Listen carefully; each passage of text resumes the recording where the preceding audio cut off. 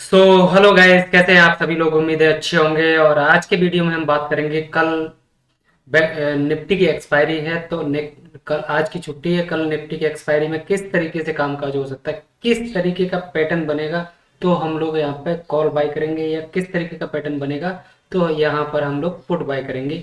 और क्या सिनेरियो रह सकता है, क्योंकि अभी जो कैंडल बनी है मंगलवार के दिन, तो ये आपकी जो है एक तरह से इनडिसाइसिव कैंडल है, एक डोजी टाइप की कैंडल है। ठीक है, तो अब हम लोग प्रैक्टिकली यहाँ पर जो क्या होने वाला है, किस तरीके से मार्केट यहाँ पर कामकाज कर सकता है, कल क्या बड़ा अप मूव आ सकता है, या किस तरीके से अगर अप मूव आएगा तो वो कैसे आएगा, है ना, उसका किस तरीके का यहाँ पे सेटअप बनेगा, तब यहाँ पर शॉर्ट कवरिंग आ सकती है।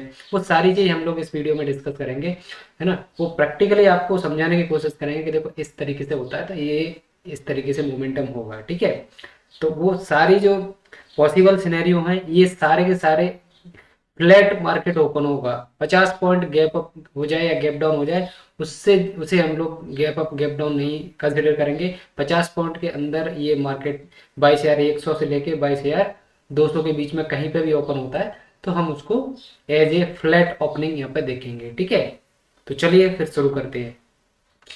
तो सबसे पहले हम लोग यहाँ पे टाइम फ्रेम चेंज कर लेते हैं 5 मिनट का, क्योंकि हम 5 मिनट में ही एनालिसिस करते हैं सबसे ज़्यादा।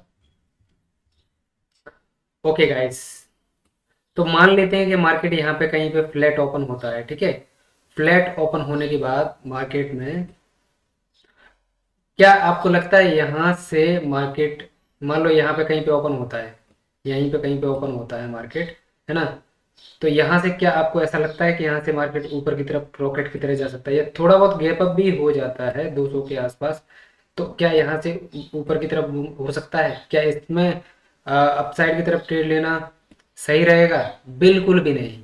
यहाँ पर हम बिल्कुल इंटरेस्टेड नहीं है। अगर फ्लैट ओपन होकर सीधा मार्केट ऊपर जाने लगता है तो इसमें बिल्कुल भी इंटरेस्टेड नहीं है गाइस।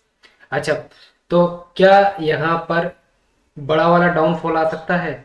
बिल्कुल आ सकता है। अब वो होगा तो कैसे होगा, वो हम लोग पहले डाउनफॉल के बारे में बात करते हैं, फिर हम बात करेंगे कि यहाँ पर अप मूव बड़ा शॉर्ट कवरिंग कैसे आ सकता है, कैसा सिनेरियो बनेगा, कैसा यहाँ पे चार्ट पैटर्न बनेगा, तो वो हमारे लिए अप मूव आ सकता है। ठीक है, तो और डाउन मूव आएगा तो किस तरीके से आ सकता है, उसका भी एक सिनेरियो हम लोग देख लेते हैं। तो मान लीजिए कि यहाँ पर फ्लैट ओपन होता है मार्केट, और इसके आसपास मार्केट फिर अगर इसको नीचे आना है, प्रैक्टिकली समझो, यहाँ से नीचे आना है तो ऐसे धड़ाधड़ कैंडल नहीं बनेंगी। ठीक है, ऐसे इस तरीके से मार्केट नीचे नहीं आएगा।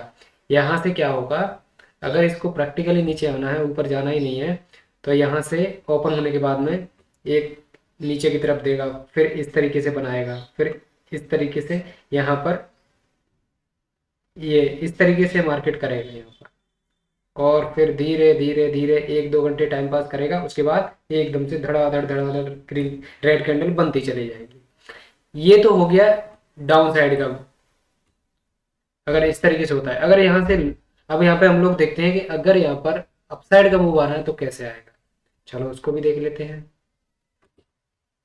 मान लेते हैं यहाँ पे फ्लैट ओपन होता है और मार्केट यहाँ से 1 घंटे के अंदर ही धड़ाधड़ गिरता है मार्केट, और लगभग 22,000 के नीचे चला जाता है, और 22,900, 21,900, सॉरी, 21,900 बहुत बड़ा सपोर्ट है गाइस।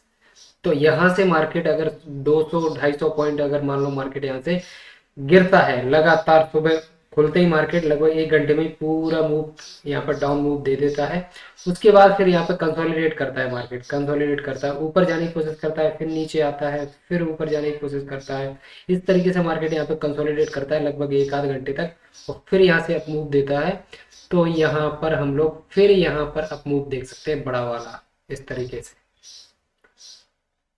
तो ये इस तरीके का सिनेरियो बनता है, जल्दी से यहाँ पे नीचे गिर जाता है, धड़ाधड़ नीचे गिर जाता है, और फिर यहाँ पे कंसोलिडेट करके ऊपर जाता है, तो ही हम लोग यहाँ पे बाय करेंगे। वरना यहाँ पर ओपन होने के बाद तुरंत अगर मार्केट यहाँ से ऊपर जाने लगता है यहाँ से, तो हम लोग बाय नहीं करेंगे, फिर हम यहाँ पे अवॉइड करेंगे मार्केट को। ठीक है, और अगर गैप डाउन ओपन हो जाता है ज़्यादा बड़ा 100, 150, 200 पॉइंट का, तो फिर अवॉइड ही करना है। फिर करंट मार्केट में जब कुछ बनेगा तभी हम लोग देखेंगे। ठीक है, तो आपको दोनों सिनेरियो हमने बता दिए। गैप अप गैप डाउन होगा, उसमें हम लोग अलग से एनालिसिस लाइव मार्केट में ही करेंगे। फिलहाल ये है कि 30-40 पॉइंट का गैप डाउन हो जाए या 30-40 पॉइंट का गैप अप हो जाए, उसमें हम लोग जो हमने अभी बताया आपको उस तरीके से ट्रेड करेंगे। तो ये बिल्कुल हमारे लिए परफेक्ट सिनेरियो होंगे। चलो ऐसा क्यों होगा, चलो इसके बारे में भी हम लोग जान लेते हैं थोड़ा सा, है ना। तो यहाँ पर हम लोग चलते हैं 1 डे के टाइम फ्रेम, 1 डे के टाइम फ्रेम पे, है ना। तो देखो यहाँ पर सपोर्ट कहीं पे भी नहीं है। यहाँ पे अगर आप इसको देखोगे तो यहाँ पर इसके आसपास कहीं सपोर्ट नहीं है, सीधा सपोर्ट यहाँ पे 900 के आसपास है ना। 22,000 से लेके 21,900 के बीच में पूरा सपोर्ट एरिया है ये।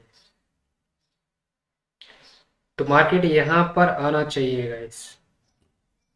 अब आप देख लो क्या आपको खुलते ही मार्केट में सेल करना है फ्लैट ओपन होने के बाद में, या फिर यहाँ पर वेट करना है, ये आपको देखना पड़ेगा, है ना। सेल किया जा सकता है खुलते ही मार्केट को, पर बाय नहीं किया जा सकता खुलते ही मार्केट को।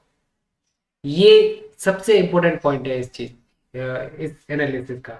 यानी कि आप बाय नहीं कर सकते खुलते ही, आप सेल जरूर कर सकते हैं, आपको सेलिंग का मौका मिल सकता है, खुलते ही आप सेल करो। और यहाँ पर जो उस समय हाई लगेगा, जैसे मान लीजिए यहीं पे मान लेते हैं 22,150 पे, 160-170 पे, या फिर 22,120 पे या 110 पे कहीं ओपन होता है, तो 5 मिनट का जो हाई लगेगा उस हाई का आप स्टॉप लॉस लगाओ, है ना। और यहाँ पर लगातार आप सेल कर सकते हो, 22,000 के नीचे आप एग्जिट कर लेना, ठीक है। क्योंकि यहाँ पर अगर ऊपर भी जाना है, इसको ट्रैप करना है ना ऊपर के लिए, तो यहाँ पर कंसोलिडेट करके ही कर सकता है। यहाँ से नीचे आने के बाद यहाँ पे कंसोलिडेट करेगा तो आराम से निकलने का, पुट साइड वालों का तो आराम से मौका रहेगा ना यहाँ पर, है ना। तो कंसोलिडेट करके ही ऊपर जाएगा, तो कोई दिक्कत ही नहीं है फिर यहाँ पर पुट लेने में। तो सुबह सुबह आई होप आपको समझ में आया होगा। अगर वीडियो पसंद आया हो, अगर आपको कंटेंट पसंद आ रहा है, तो वीडियो को लाइक जरूर कर दिए और चैनल को भी सब्सक्राइब कर लेना। और अगर आपका कोई सुझाव है, कोई आपको समझ में नहीं आई चीज़, तो आप कमेंट करके जरूर बताइएगा, है ना। तो उस पर भी हम लोग डिस्कस करेंगे। धन्यवाद।